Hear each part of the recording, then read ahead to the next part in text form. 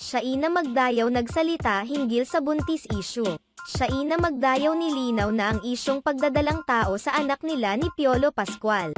May mga naglabasang mga bali-balita na umano'y ipinagbubuntis na ng aktres ang panganay nila ng aktor na si Piolo Pascual.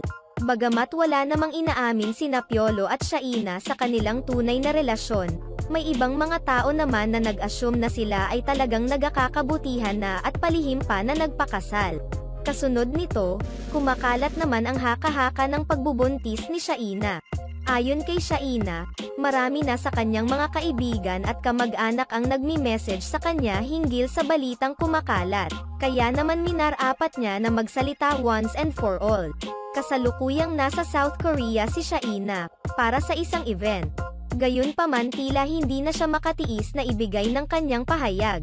Sa pamamagitan ng kanyang IG stories ipinahayag niya ang kanyang mensahe upang pabulaanan ang balitang siya ay buntis. Ibinahagi pa niya ang isang larawan kung saan makikita siyang umiinom ng beer, bilang patunay na hindi siya buntis. Sa caption nito sinabi niyang, nasa edad na daw siya para sa pagpapamilya at pagkakaroon ng anak.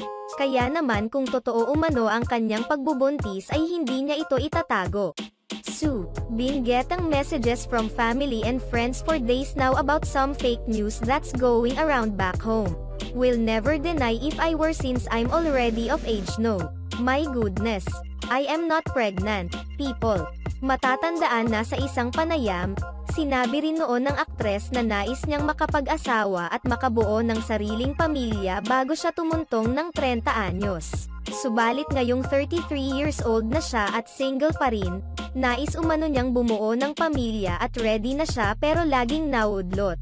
Sa tingin niya umano may mga unfinished tasks pa siya kaya hindi pa umaayon ang panahon na siya ay muling magkaroon ng love life at bumuo ng sariling pamilya. Nilinaw na rin noon ni Shaina ang kumakalat na balitang nagkakamabutihan na sila ni Piolo Pascual. Iginiit niyang magkaibigan lamang sila.